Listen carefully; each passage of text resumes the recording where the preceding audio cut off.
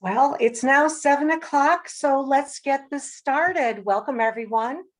I am Kristen Jacobson, the Assistant Director at the Westchester Public Library. And the Westchester Library, along with over 90 other Northern Illinois libraries, are thrilled to welcome John Sandford and Carl Hiaasen to a program tonight.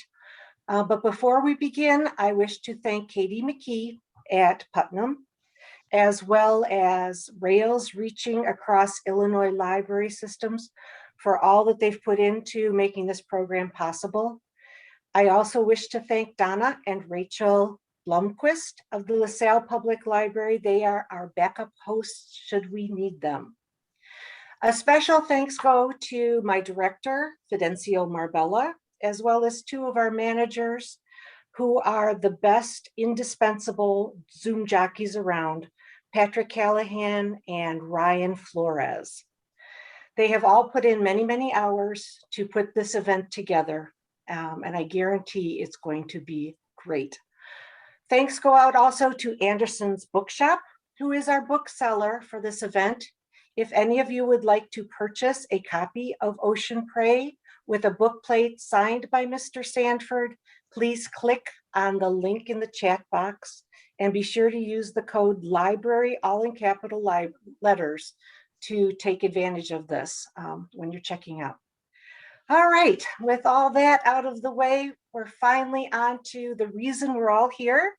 We are very fortunate to welcome two New York Times best-selling authors, as I said, John Sandford and Carl Hiaasen. They are wonderful authors of wonderful, can't put them down thrillers. Mr. Sandford has received many awards, including the Pulitzer Prize. He has authored more than 40 books, including more than 30 in the Prey series. I know several people who have read them from beginning to end, one person more than once, and is anxiously awaiting reading Ocean Prey, which just came out yesterday. Yay! Carl Hiaasen will be leading a discussion with John tonight. I personally started reading Carl's books over 20 years ago.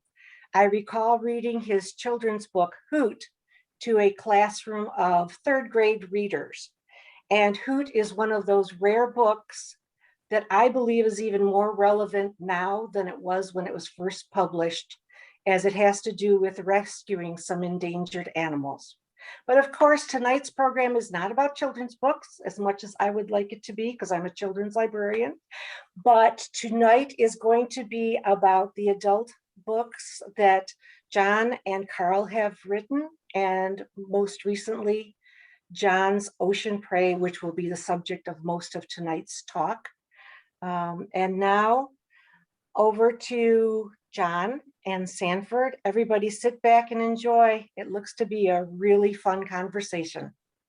To you, thank you. Hey, John. Hey, Carl, how you doing? Should we tell them how long ago we met? Oh my God, I don't know. I was 1976. It was July 1976 when I started at the Herald's Broward office, and you were one of my editors. So right. Don't do the math, but it was a long damn time ago. Yeah, it's like 45 years now. It's like amazing. We haven't aged a bit. We looked exactly the same. Exactly. I mean, we're exactly the same in all ways, I have to say. When you came there, where were you coming from? You were coming from someplace up north, right? I was coming from a small newspaper. It was called Cocoa Today, and it became Florida Today. But it was the template for USA Today. It was sort of the experimental version of that. That was my first newspaper job, and I was there for about 2.5 years. And then I was born in South Florida, and so I had a chance to go back to the Herald. So that's how we met. You were on the city desk in Broward, and I was the new reporter, and I had to deal with your assignment. Do you want to tell the horseshit story? Or do you want me to? No, you go ahead and tell it. I've got a follow-up to the horseshit story. Okay. Well, when you're the new reporter, you get weekends, and John was in there on a weekend, and I came in and we had nothing put in the paper the next day, and so we're always looking for some soft feature that you could write. You could write a fair amount, fill up some of the paper, I remember John saying, you know what, he said, I've always wondered what happens when you at the racetrack. Gulfstream Park wasn't far from there. He said, what do they do with all the horse manure at the racetrack? They must have tons and tons of horse manure. And I said, yeah, I'm sure they do. And he said, drive to Gulfstream and find out what happens to all the horse shit. So I literally get in my car, drive to Gulfstream. I got a tour of the stables, and what did we find out? It all went to mushroom farms. It was something pretty interesting. It actually turned out to be an interesting story, but that was the kind of thing that happened on a slow Sunday in the Broward News Bureau. And so I wrote the story. What's your follow-up to it? Well, my follow-up is that we were always desperate for copy in the Broward Bureau because we had your own section that had to fill up. But if I remember right, that story was stolen by the main edition, and may even have run on the front page. And I think it was. The other thing Serves you right. Serves you right for sending me to the horse track. You've been complaining about it now for 45 years. Well, my follow-up story was that there was another very talented writer there at the same time as you were, named Fred Grimm. Yep. And Fred also became a columnist at the Miami Herald for a long time. And I came in on a weekend, and Fred was there, not you. And we were desperate for copy. And I said, you know, I just saw this guy standing down on the highway selling these big bullhorns that, you know, were mounted on stuff. That sounds like interesting to me. Why don't you go down there? And Fred pleaded with me not to send him down to do a story about a guy who's selling bullhorns on A1A. So he went and did it. The story was okay. I mean, it was actually pretty good. And but the thing is that when I left the Broward Bureau, the tradition was you'd always give a guy a gift when he left. Well, Fred went down and bought a set of bullhorns after collecting money from the entire place, and they're now hanging on my wall. They're 45 years later, they're hanging. Now here's the real follow-up on that. I think that you were in the Broward Bureau for about 15 minutes, and it was because you were just obviously a very talented writer right from the start. It always seemed to me that in trying to become a novelist that I had a longer struggle than you did, because I started publishing several years after you did. In fact, I stole your agent, Esther Newberg. Were you able to write because you were talented as a kid, or is it persistence? It was something I'd always wanted to do. When I was in college, I had sort of worked as a ghostwriter on 2 books that actually got published, 2 novels. So I had a little bit of confidence going in, but it was always something, and I always wanted to write satire. When I was in college, I wrote satirical political columns. It was the age of Nixon and Watergate and the end of Vietnam and everything. So I knew I wanted to write my own books. And at the Herald, I met Bill Montalbano, who was an incredibly gifted writer and a foreign correspondent. And we ended up doing 3 thrillers together. You know, they were pretty traditional thrillers, sort of stuff out of our own reporting notebook. And then after those 3, I decided I wanted to try to do it myself. So it was really, it did take a while, John, but it was something I knew I wanted to do. But I think I did it because I think it's become sort of an obsession. And also, you know this from being in the newspaper business, you're in the newsroom all day, and there's so much you can put in the paper, but there's so much more that you know that you can't put in the paper. The whole story, the whole tapestry behind a story, which you can do in a novel. And you can, it's not that you're embroidering, you're giving the whole big picture. And it's something you miss when you have to turn in. You got 500 words, you got a half hour to write it, and here's where it's going in the paper. Well, I think it builds up like a tea kettle where there's more and you want to write. I don't know how it worked for you. I mean, you left the Herald and you went up to the Pioneer Press, and you won a Pulitzer Prize for those magnificent columns. But at the end, you still had more to write. And that's I think when you started the first Lucas Davenport books. But here's the new one, which I'm gonna hold up for you. That's on sale now. I got an early copy because that's what they do. But I think, and remember we talked. Esther had been my agent for me and Bill for since 1979. And I remember when you wanted to write, we talked about it. And then you didn't steal me, because I told her she should call you, and I don't think she's ever regretted it. But you were dead serious about it, I think. But the thing is, we're busy. We had busy lives. We're raising kids. You know, you work at a newspaper all day and you go home at night and you go lock yourself in a room to write some book that you hope is going to be published. But that's how it went. Well, I will tell you that people have asked me what was my direct impetus for actually starting to write novels. And I told them my direct impetus was that I won a Pulitzer Prize for reporting, and I got a $50 a week raise, which was $2,500 a year. Well, I had 2 kids and a wife, all who wanted to go to the University of Minnesota, and I needed money. And so I always wanted to write novels, but I actually wrote a book on plastic surgery first, just desperate for money. And then I wrote a book on art because I was desperate for money. Right. Then I wrote a novel and I sent it to Esther and she said, I don't like it. And she sent it back. But then she told me, you know, she thought I could make a living at it. So I went ahead and did that. I found that the newspaper business was this incredible gold mine of stuff that you can use. And you're right, a lot of the stuff you just can't, somehow you just can't put a newspaper story. Sometimes you can, but a lot of times you can't. I happen to have a book here that I want to tell this story too. This book is called Razor Girl, and it's by Carl Hiaasen. I know what you're going to do. Yes. So the thing is that Carl wrote a story about this young woman who sort of wanted to neaten up her physique a little bit with a razor. What I'm talking about is that she was going to remove her pubic hair with a razor while driving. While driving. What you would think that this would be something you wouldn't normally occur to you. But Carl didn't actually make this up. This did not spring out of his forehead. Right. This was actually a news story in South Florida. And the one thing about South Florida is if you don't think it can happen anywhere, it'll happen in South Florida. Yeah, she crashed into the car header, mile marker 21 down in the Keys. She was shaving and driving at the same time. And she crashed into a car full of tourists. And she still had the razor in her hand when the trooper got. So the thing that I was sort of curious about, and I may have this wrong because it's been a long time since this happened, but it seemed to me like she was doing this because she was going on a date. She was going on a date, but her husband was with her.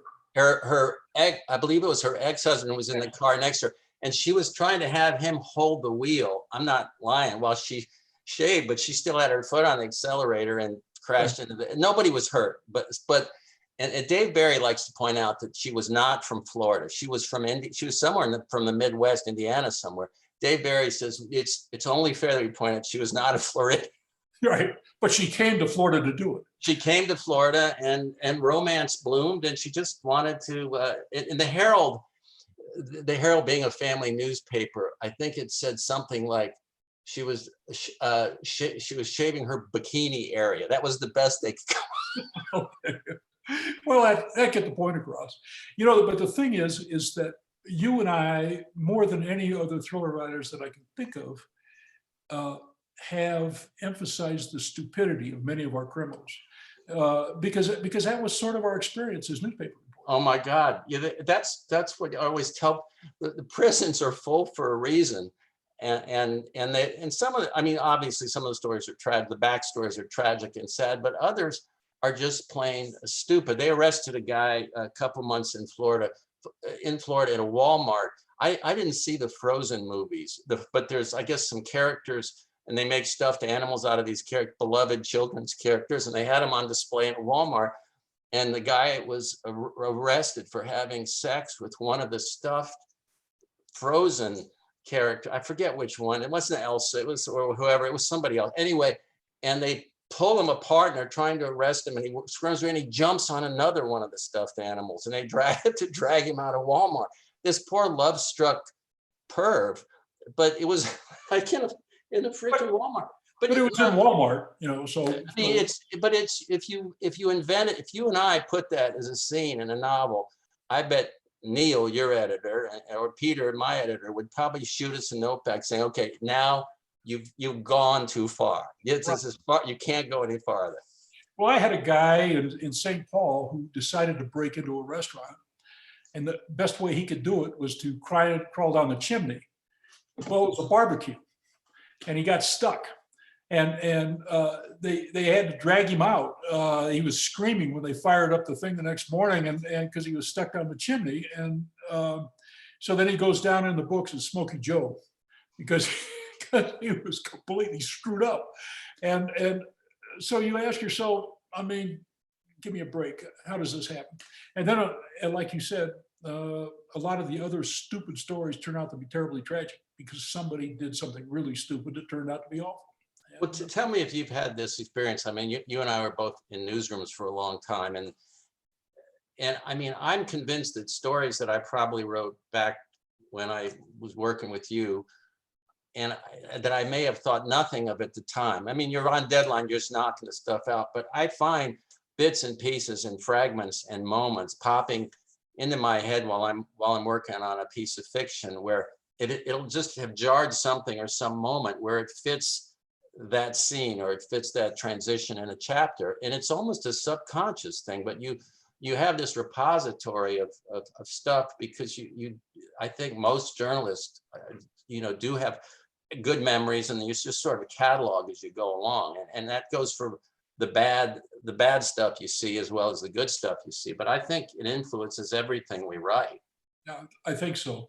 I was asked once, because I've written some pretty ugly scenes in the Davenport books, where all that comes from. And do I just make it up? Am I some kind of a perv myself because I'm making this stuff up? Well, one of the first things I did as a reporter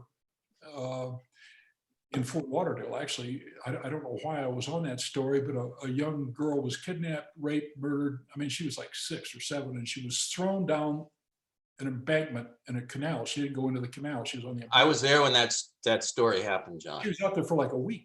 And yeah. And I went out and looked when the cops were there, and I'm thinking, it doesn't get much worse. Another time when I was working in South Dade County, way down by Florida City, I was working with a photographer who had a radio, and we got a police call that a girl had drowned. And so they have these gravel pits down there that are full of water, and they're borrow pits. But anyway, she had drowned in a borrow pit. Some other little kid, my photographer and I arrived there, and some other little kid went and told her mother that her daughter had drowned. And the mother looked out the window and she saw all the cop cars over by that pit, and she started screaming, and she ran across to us, screaming about her girl, and she was barefoot running across this coral field. And when she got to us, her feet had been shredded. And this is like the third story I did for the Miami Herald. I'd done some bad stories in Missouri, but you don't see people bleed that often. And all of that stuff sticks in your head. So when you come to an ugly scene to write, you're manipulating everything around, but a lot of it you've seen. You've seen the blood, and you've seen the bodies laying in the street, and you've seen the people with the plastic covers over the top of them and all that kind of stuff. And it has an effect on what you write. I think I tell people, and maybe you agree or not, I think the part of why we do what we do, not only we're lucky to have the readers and we're lucky to be successful and we love all that part of it, but I do think part of it is psychotherapeutic. I mean, not that we were shot at and we weren't war correspondents, but I just think the general weight of being in the news business when most of the time the stories don't have a happy ending. They just don't. And to some extent, as novelists, we get to control who lives and dies, and we get to write our own endings. And you don't get to do it in real life. And the story you mentioned, you and I were both in the newsroom the day when that girl was found. She'd been kidnapped from a bowling alley, and the little girl in Broward. And we were both there. And I forget the photographer. You might remember who it was, but he came in with the photos when they found her. And I'll never forget, we couldn't run any of them. Yeah. We couldn't publish any of them, but that they how it was. They come in, they throw them on the city desk, the table, and you're sitting there. I don't care how old are you or how long you've been in the business or what you've seen or you haven't seen, but it messes you up. And I think to some extent, I think the writing is something we have to do. I mean, the fiction is something we have to do. But one thing I want to talk about Ocean Praise, because it starts off in my hometown of Lauderdale, and you've obviously gone back there. You've probably spent more time there now than I have. I haven't been back in a while, but it was familiar streets, the neighborhoods, Las Olas, all the stuff. My dad's office was right downtown in the area, some of the areas you described, in the Intercoastal Waterway, and it was like going. It was like going home. It was like when I remember reading McDonald, one of the first Travis McGee novels, and he had the houseboat. The Busted Flush was at Bahia Mar, and I remember saying, "That's so cool. I know right where that is. I know where those docks are." And that's how I felt when I was reading this, because even though it's a harrowing opening to the book, you knew where all the pieces were. Yeah. Travis McGee was one of my favorites, and Living on the Busted Flush, which I think that he named after the fact that he won the boat in a poker game. And that was the lore, yeah. Yeah, and that was, and I was aware of the Busted Flush when I wrote that piece, and I was around Bahia Mar quite a bit when I was doing the research. I actually went to the Lauderdale Boat Show as part of the research. And I mean, it's an amazing event. And I am hoping to go back again this year, because I just thought the event was so amazing. It wouldn't work for another book for me, but I just love going to that kind of spectacle. But Fort Lauderdale is an amazing place. Our boat, the boat that I have, is parked up way at the end of the New River. So every time we go out to the ocean, we go through those houses. And a guy pointed out one of the houses. It looked like the Alamo, kind of, on the New River. And the question, he said, "You know why that looks like the Alamo?" And I said, "No." And he said, "Because it's owned by the guy who was the owner of Taco Bell, the Taco Bell restaurants." I didn't get to put that in the book, but sitting here thinking about it, I kind of wish I had. It was sort of an interesting story. You know who had a home right near where your boat is for years? It was a big celebrity thing. Evel Knievel. Yeah. Evel Knievel had a big mansion right on the Intercoastal there. So yeah, I mean, I just, as a Floridian, I loved it, but also it's just a great, a tropical, mysterious setting, especially, when you have smugglers, obviously sophisticated smuggling thing, which is still going on big time. Not like in the 70s. It's not, just coke and weed sort of stuff that we were used to, but I got into it right away, because I was like, I know this place, and I thought you must have come back and spent some time down there. One of the things that I found as a writer, and I don't know if this is the same, I find that my writing works better if I actually looked at the place where it's set. In other words, if I go to Bahia Mar and look at Bahia Mar, then I can write Bahia Mar better than if I go to Google and look at Google Streets or something like that, or whatever that's called, or look at a map or something like that. If I can actually see it, because you usually wind up picking out idiosyncrasies that actually make the story seem alive when you're writing it. Yeah, I mean, I think that's very true. It's my own social ineptitude makes me reluctant to even just, like, you go to the boat show. I did when I was a kid, but I can't imagine going to the boat show now. It would just, I don't know why, it's just too many people. I just spent 3 days down the middle of the Everglades, and when we chanced upon another boat, I would be grievously sad that we saw another human being in another boat in the middle of nowhere. Well, so, then the boat show might not be your thing. No, it might not. There were two events at the boat show that just amazed me. One of them were 3 Lamborghinis went by in a row. One of them was red, one of them was banana yellow, and the other one was lime green. And they were going at about 1.5 miles an hour because of the traffic jam. And I mean, here are these cars that look like that have been a racetrack, and they're not going anyplace. The other thing is that there was this huge yacht there, and somebody said, one of the boat people said, that it took 40,000 gallons of diesel to run the boat. Put that in the book, yeah.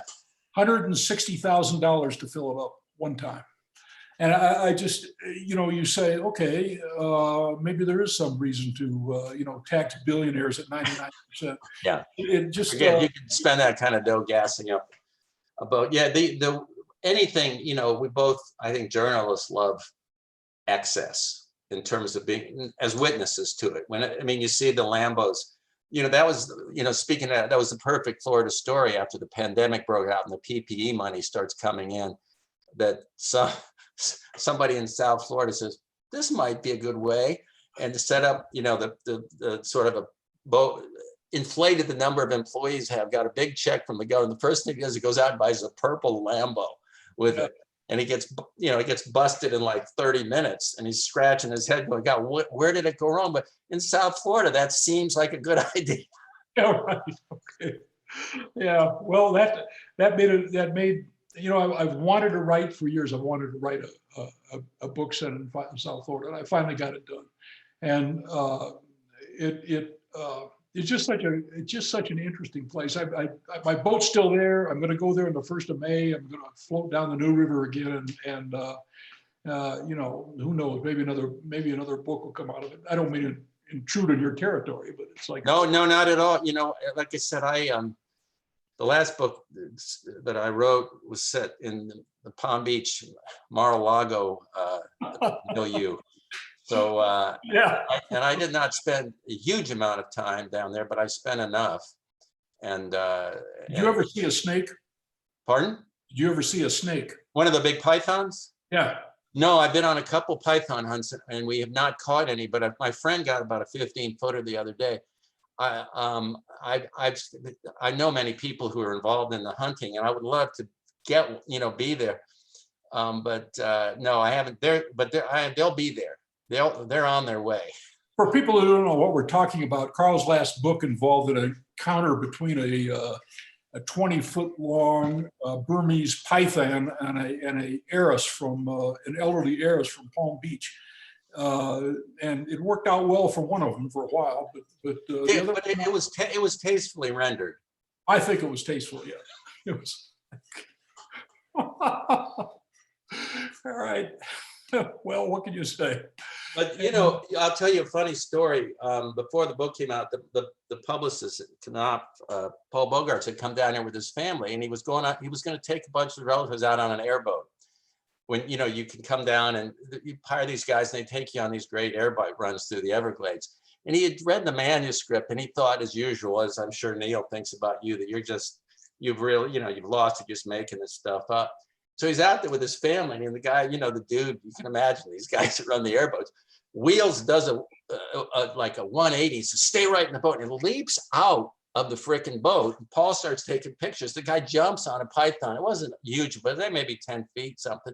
And he's wrestling around. He holds it up very proudly for his clients to see. And it was a real python. And, there's a bounty on them. It's per foot. And so it was like a couple $100 tip for the guy. Boat. He wrestles it, and he calls another guy. They transfer. And Paul's calling me saying, "You can't believe what happened." But so it was. I thought it was wonderful. I just wish I had been on the boat. You and I were once on a boat and almost got hit by lightning. I took you out. Yeah, you took me out, and Carl was standing in the front of the boat holding a 15-foot carbon fiber pole or something like that as we were fishing for bonefish. And we saw, I think, a squall line going across the coast, but like 10 miles away. And all of a sudden, we started getting this electric hum. It was buzzing. The pole was buzzing. That's right. Through the water. And we didn't get hit, but we, being reporters, called up the National Weather Service when we got back to the office and said, "What the hell was that?" And they said, "Well, you were about to get hit by lightning. That was a precursor wave or something like that." Do you remember? I think when that hit, we were in Biscayne Bay, and I think we ran to one of the stilt houses. Before Andrew took out most of the Hurricane Andrew, there were quite a few stilt houses in Biscayne Bay, and I think we ran to one of them and hid out there. I think. Get out of it. There's still stilt houses out there. We went by there. There's a handful, yeah. Yeah, and I don't know. They seem kind of weird to me, but maybe not. It seemed like a place you might go and light up some weed and pick back and have a few. No, that lightning scares the hell out of me. I should have. I don't know how I didn't run away faster. I shouldn't have put you in that position. Well, we were a long way from the storm, but I mean, it was an interesting experience. It's just something that's always stuck in my head. I've never been able to use it in anything, but.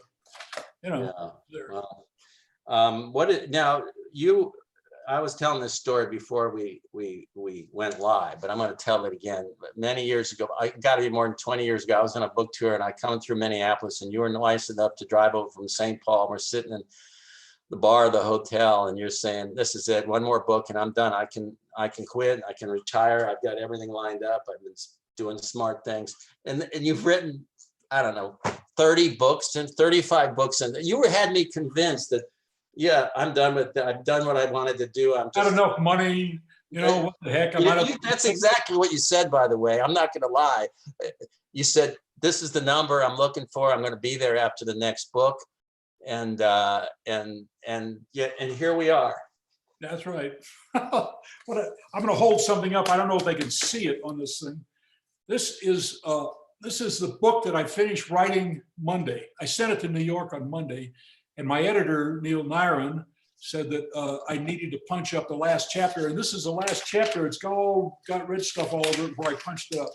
So my wife is looking at it right now, and I'm going to send it off to New York tonight and sub out the last chapter. But I'm afraid that a lot of people who would like to be writers think that you sit down at a typewriter and type, or a computer and type, and that's pretty much it. But it's a lot of work. It is. No, I'm miserable most of the time. That accounts for some of my social history. It's a piece of you every time, and it's agonizing. And especially if you come out of the business we came out of, you're used to getting edited. You're used to getting tough edits and stories thrown back at you. And I mean, you're used to that part, but you become your own toughest critic and editor, I think. And you're hard on yourself, and every sentence could be better. Every character could be sharper. Every bit of dialogue could be punched. As you said, I do just like you punch it, you're punching it up until the minute you release it for publication. You're still reaching for it, saying, I know I can make it better. And we're very lucky to have, to be in this business and to have a great agent, great editors and all that. But it doesn't get any, I don't know about you, it doesn't get any easier. It doesn't get any easier. One of the things about the newspaper business that I think that discourages a lot of talented writers who are in the newspaper business from writing novels is that when you're in the newspaper business, the story ends pretty quickly, especially for people like me. I mean, I was a general assignment reporter most of the time, which meant that I went out, did a story that day, I came back, finished it in 2 hours, and I'm done. I go home, I don't have the story hanging over my head. Now, I write virtually every day of the year, and I don't really take a lot of time off. No, you're insanely prolific. In fact, it's disgusting how prolific you are. I do think there's some pathology at work, because I feel you make the rest of us feel like sloths. I mean, I feel guilty taking a day off or doing something, but there are days, I don't know if you may be, I think you're definitely more disciplined, but I mean, there are days when I feel lucky to get a couple of decent paragraphs out. And then there are days when it flows better and it's, you work your way through. But there are days when I just say, that's it. I got to stop. It's from now on, it's just crap. But then you look at somebody like Stephen King. Stephen King, I don't know how he does it. So I don't know how he does it. He's a phenomenon. And I mean, I don't know. And the level of energy and passion that he has for writing, the stuff that he's written about being a writer is some of the best stuff I've ever read. Sort of taking apart the craft of writing, which I think a lot of newspaper people don't think about. They see another newspaper person who's doing well or started writing novels and think, I can do that. But the care that you have to, with the craft of writing, that you don't necessarily have the luxury of when you're on deadline, you got an editor breathing over your shoulder. You can't worry over an adjective for more than about a millisecond. But right. When you got a contract and someone's expecting a book at a certain level, I wake up in the middle of the night thinking about a sentence I wrote, thinking, God, that was shitty. I got to fix that tomorrow. I don't know if you do that. That's what I did last night when Neil told me I really needed to punch up the last chapter because it was sort of flat. The rest of the book he liked a lot. The last chapter he just said was a little flat. So last night I'm laying in bed. I'm thinking, what do I do to get rid of that flatness? Because I kind of agreed with him, actually. I kind of finished the book in a hurry. And so there were just a whole bunch of things. And now the chapter resembles the first version, but it's not much alike because I just kind of laid there and I kind of picked up a lot of stuff that I needed to do. Some of the stuff that you do is like you add a little bit of dialogue, a little bit of stress between characters and stuff like that. And you actually think about all those things, about, how am I going to fix this particular little section and give it more presence and more vitality. So I think that isn't somebody supposed to show up pretty soon and start asking us questions? Maybe we put them all to sleep, man. She just Probably all are. nodded off, I think, over there. Do you like getting, you know, I have to say something. I don't know if it's been your experience, and it was when I was working with Neil, and it's when I was working with Sonny Mehta and with Peter now.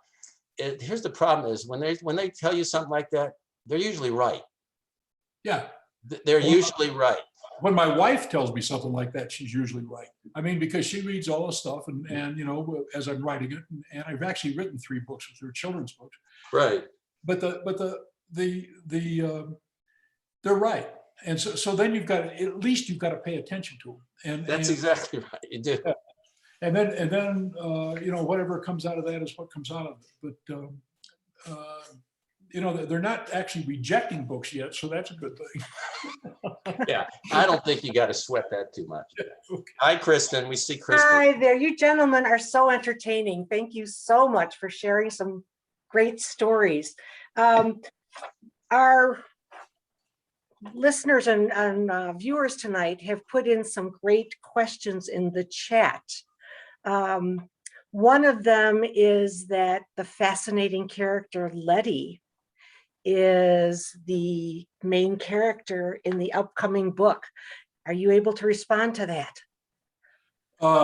Yeah, she's Davenport's daughter. Right.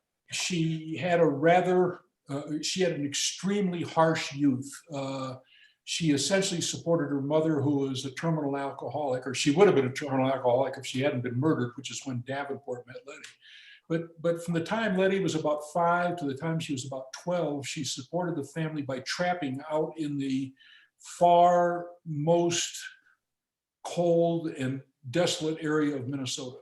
And so she grew up as somebody who believed in guns and who trafficked in guns, and who has now become a rather elegant young lady with this strange background. And she, through the intercession of her father, Lucas Davenport, who's in the Prey novels, gets a job in Washington, which she doesn't like. But then the person that she's working for says, I think I have an assignment that you will like. And so the rest of the novel, which is a straight up thriller, is set in South Texas, right down on the border.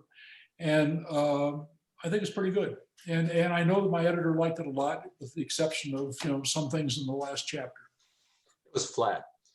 It was flat. A little flat. So you got a flat tire there, John. It's like it's a. So you said it just it's going to the publisher this week for the final. When will it be published? When will it be out? April of next year. A year Woo-hoo. from. We will definitely look forward to it. Usually the one that I turn in April comes out in the autumn, but apparently they want to do something a little more with this one to give it a little bit bigger push. So that's what they say in any case. And so it will apparently be coming out of April of next year. Excellent. We'll look forward to it. Some of our watchers are asking a question of Carl. Carl, what is that object behind you? That is. I think that is actually a Roadkill sculpture that a friend of mine, who's a dentist on Big Pine Key, does in his spare time.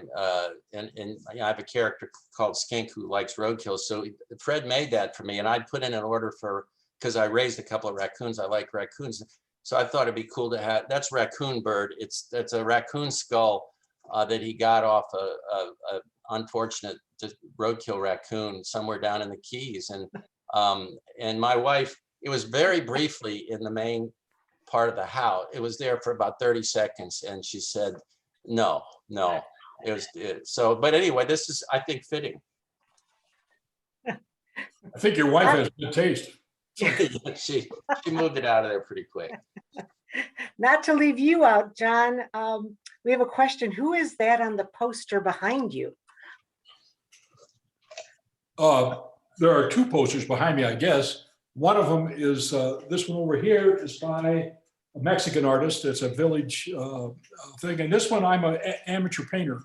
And I'm painting a piece for my wife here that involves a friend of hers from Los Angeles who's a street person. And she has been supporting him for more than 20 years now. He just lives full-time on the streets. He has a schizophrenia problem. Nice guy, but he has that problem. And she has been taking care of him for 20 some years. And so I started putting this painting together. And that is a dog refers at the bottom, which it looks funny right now, but that it's an underpainting that's going on there. So that's what that is. Cool, fascinating.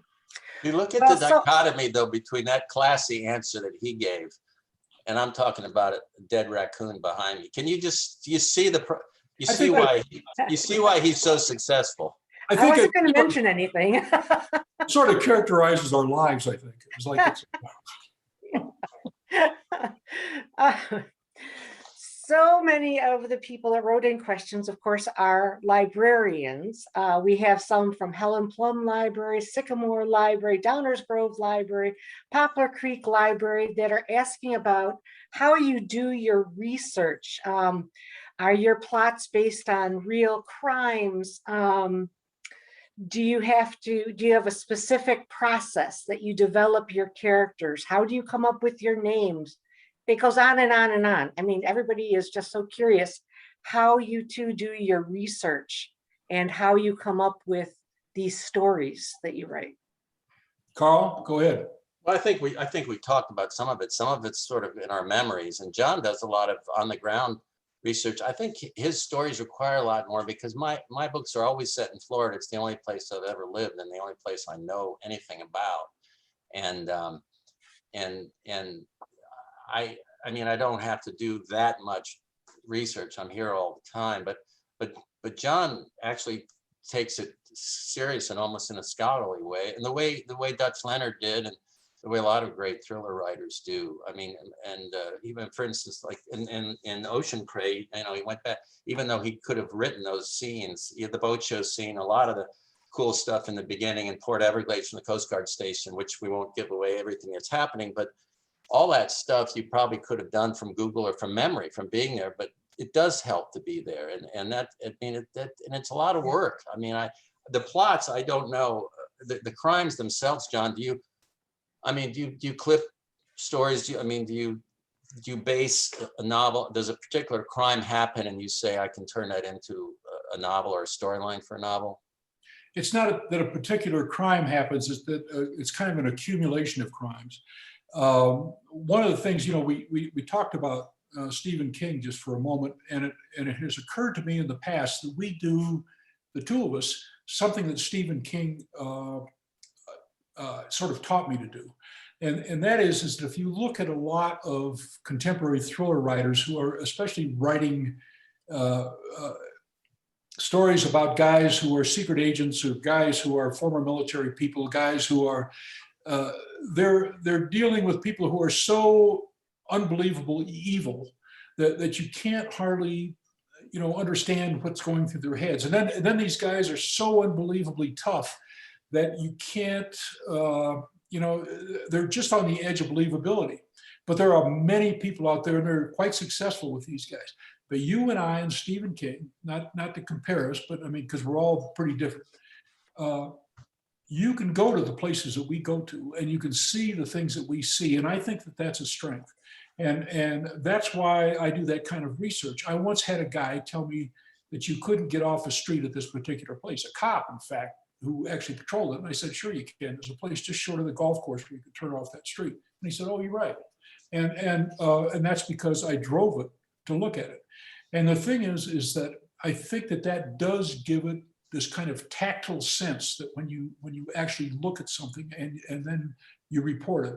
And so I'm doing somewhat like kind of the same things I did when I was writing a setting when I was a reporter. And you did the same thing. You were extremely good at it. That was why you were only in Fort Lauderdale for 15 minutes. And so it was, I think that maybe the villains are kind of complexes in our head, but they're mostly based on real people. They're not based on some imaginary Osama bin Laden, some follower of Osama, but they're more real. They're the people who, you know, hang out at the local bar. There are people who get in trouble doing something else, and they're bad people, but they're not strangers to us. They're people who are in our towns. And they're not indecipherable. Most criminals are not. You and I talked about this. They can be bad and they can be nasty and greedy, but they can also at the same time have an element of stupidity, or they can have weaknesses that give them away, but they're not James Bond villains. You don't run into those people in real life. What you run into is, even somebody like Escobar, who was active when, we were, but he still made a lot of mistakes. He still goofed up, and he still, ended up getting shot. But we build them into these larger than life. A lot of thrillers, he's just these like James Bond sort of villains, when in fact you and I both know what, from dealing with real criminals, Yeah. Well, and there are other aspects of those novels. I don't mean to be too critical, but last summer I was driving down I-35 with a canoe up in the roof of my truck, and it started to rattle loose, and I got up to pull it loose, push it back in the truck, and I fell. I lost my grip on the canoe, and I fell into a ditch. I broke my arm just below my shoulder here, and I had to drive 35 miles down to a hospital to get it looked at. The point being that it still hurts. And so in these novels, a lot of these other novels, the guy will get shot 3 times, but it's just a flesh wound, and so he keeps going.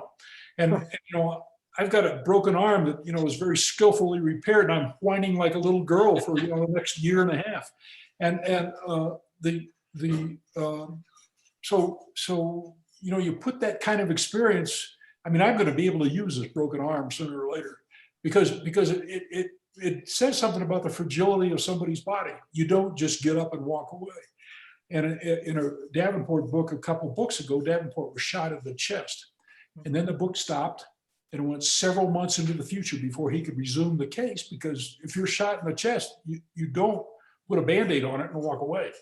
So a lot of that, I think, derives from our reporting and seeing people who've been hurt. And you said something earlier, by the way, that tipped something off in my head.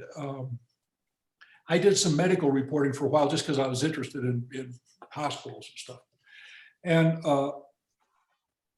there was a case, I asked them to give me a really bad case in an emergency room so that I could see what it's like when they come into this, they call room 10, which is the big crisis room. A farmer got terribly injured. His tractor had rolled over him, but the wheel was still in gear, and it cut through his butt and his leg, part of his back. He was brought into the hospital, and I was watching the operation when they amputated his leg and everything, and they sent a young photographer over to take a picture of the people going in and out of the room, not the actual farmer. But the photographer, she was an intern, looked into the room, and then she walked away, and then she quit because she said, I can't do this. And there is something in most reporters that can do that. I mean, I think she made a very wise decision because she couldn't do that, but most reporters can do that. And as bad as we felt looking at that little girl laying on the ditch, we went back to work the next day. And we went back to work all those other days, for hundreds of days, doing things that were pretty awful. And that's where a lot of the stuff comes from for our books. Interesting. Fascinating. Quick question for both of you. Do you prefer writing, like for you, John, from the perspective of Lucas, or are you more interested in writing from the criminal's mind? Well, I do both. Yeah. And the problem, in my view, and the way I write my books, are both necessary because getting from the criminal's perspective gets you close to the criminal. And what I try to do most of the time is make the criminal somewhat likable, or at least attractive in some way to he's just not this terrible pervert who's crazy and everybody hates immediately. So I've got a guy who's killed a lot of people a couple books ago. He winds up getting shot by Davenport and killed.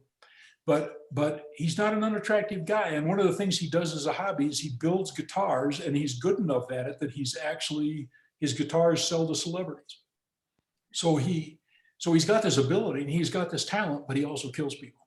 And so I like having that ambiguity in the bad guys. And then because it makes them, I think, more real to the reader. And the same thing works with Davenport. So, Davenport is so intent on catching these people, but he's also aware of these other aspects of the thing. Absolutely.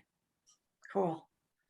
I don't, I mean, my novels are sort of, because they're satiric, a lot of the narrative tone of the novels is sort of the way I look at the world, and it's twisted and cynical and hopefully funny sometimes. But I think it's always, I don't want to say fun, but I mean, it's a cliche to say so, but when you're in the bad guy's head or from his point of view, or, I think your adrenaline is running a little higher. There's a little more energy in the writing. If you're in the head of the protagonist and it's someone you're familiar with, I think you have to watch getting too comfortable or assuming the reader knows or assumes too much about him. But bad guys are always fun, and in my novels, at least, something horrible is going to happen to the end, but it's going to be poetic and again tastefully rendered, and it'll be. But the whole book I spend trying to devise the best way to get rid of the worst characters. The way that's going to be most satisfying to me personally. It's very selfish, but in real life, that's what we all want to happen. You don't want like a really bad guy to just step off a curb in chapter 25 and get hit by a bus. It's just not emotionally satisfying. There's got to be maybe a big python involved. There's got to be something like that. Well, that brings me to the book that John recently referred to, your most recent book, Carl, called Squeeze Me. And I want to take a second to read the jacket quote. Squeeze Me is irreverent, ingenious, and uproariously entertaining. Squeeze Me perfectly captures the absurdity of our times. And I wholeheartedly agree. I enjoyed it completely. It's set in Mar-a-Lago. Casa Bellicosa. There's oops, my bad. there's no possible way. There's no possible way to mistake his presidential character for Donald Trump. No, it was I misspoke. Never crossed your mind. Never crossed my mind. Never. Not from the first word of the novel. No, it was very entertaining. So thank you very much. That's an example of what John and I were talking about, something being therapeutic as well, because you can write columns, you can get on a soapbox, you can scream and yell, but it's much more fun to make other stuff happen. In fiction, you can just go nuts. And yeah, you can. I hope that it works. So John, several of your books have been made into movies. We're hoping there will be more movies, but a lot of our listeners tonight, Acorn Library, Sycamore Library, Frankfurt, et cetera, are wondering if any of these will be developed into like a TV series, or, I mean, we just can't get enough of you in books. We want to see the movies. We want to see more of the. I don't care. You don't care. I really don't care. I mean, and people don't believe me. My wife doesn't believe me, but I really, in my heart, don't care. I'm a book writer. I thought the two movies that were made of my book so far really sucked. I didn't like either one of them. Okay. Carl actually had quite a good movie made with one of his books, and but I just don't care. I mean, if somebody wants to pay me for a huge sum of money to make a book into a movie, that's fine with me. I'll take the money, but I don't want to hear about it. I don't want to be the executive producer. I don't want to talk to the director. I don't want to meet the movie star. I don't want to go to Hollywood. I don't want to do any of it. I just want to do what I do. And what I do is I'm a book writer. Yeah, it's a horrible process. And John and I both know writers that have gotten consumed by that idea of the big movie and some idea that it's going to launch or continue their career. And nobody will have has anything worse to say about Hollywood, by the way, than Stephen King, who's had jillions of movies made, and he's got some of the worst stories ever. And if he doesn't have the clout to control his own books and how they're made, I have no prayer of it. And John, you've been through it. It's just dreary. It's just good luck with the project. Adios. But give me the money. Yeah, well, can't lose sight of that. Yeah. Well, we do have a few personal questions. Oh God, I'm going. Yeah, really, including music. I'm sure John knows where I'm going with this one. First, we'll ask from Byron Public Library, which took you longer, writing a manuscript or determining the top 100 songs for Davenport's iPod? Well, no, that didn't take long at all because I spend all my time when I'm writing listening to music. And my favorite band is actually the Chili Peppers, and I don't like the Beatles, which was one of the little gizmos in that list of the 100 top songs. Right. I mean, I really think that the Beatles were really talented, but they were pop people, and I was more of a rock type person, more of I like the Rolling Stones back in the Yeah. 60s. But I listen to music constantly, and not classical music so much, but really music that starts in the 60s and goes right up, maybe to the White Stripes were 10 years ago or something like that. But the Chili Peppers are my guys, and I like to watch them. I like to watch them perform, and I like to listen to their music, and so and that's pretty much a constant. And that list was sort of a joke, but not entirely. How about you, Carl? What do you work by music? Or I do listen to music sometimes, and I do like the Beatles, but I'm a big Stones fan. I saw them the last concert they gave before the pandemic. I saw them down in Miami, and I've seen them probably 10 or 12 times in concert. It was one of the best shows.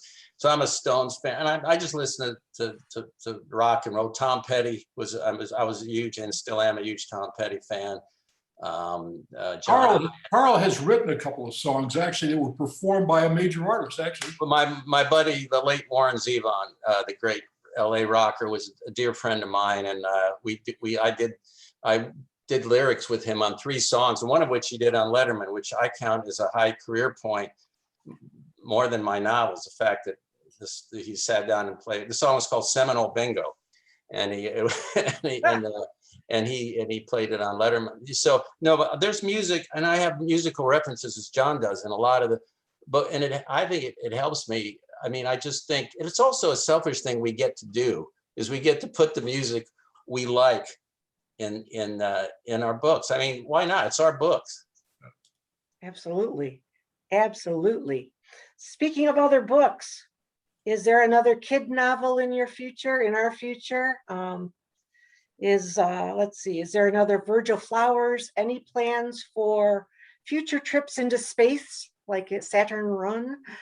probably not any more space books. Probably a Virgil Flowers books. One of my problems with Kid is that in the very first books, it referred to the fact that he was a special forces kind of guy in Vietnam. Well, Saigon fell in 1975, so that's now 55 years ago. And so that would make Kid someplace close to 80. And 80-year-old guys don't make that good of romantic leads in novels. And so that kind of preys on my mind. I like the character a lot, but probably won't see any more Kid. Unless he's in a Davenport book, which he has been a couple of times. Okay, sounds great. Well, I hate to say this, but we're coming to the end of this wonderful conversation between you gentlemen. Is there anything you'd like to say in closing? It's a terrific read, and these are all John's fans anyway. I mean, everybody knows this is just as good as the rest of them, and I want to thank him for including me in this. He's an old dear friend and an incredible talent. I mean, I'm just proud to be his friend. Well, I'm one of Carl's biggest fans, so what can I say? And squeeze me. If you get a chance to read that book, read it, because it will crack you up. Yes, it will. Well, I'm a great big fan of both of you. Thank you so much for joining us. And thank you also to Putnam Publishing, as well as all the technical people in the background to put this program on. We cannot wait to read Ocean Prey. Thank you. And the book that's coming out about Letty. Thank you for letting us in on that information. I want to thank you again. I hope you all have a great evening. Yeah, thank you. Thank Thanks, you. everybody.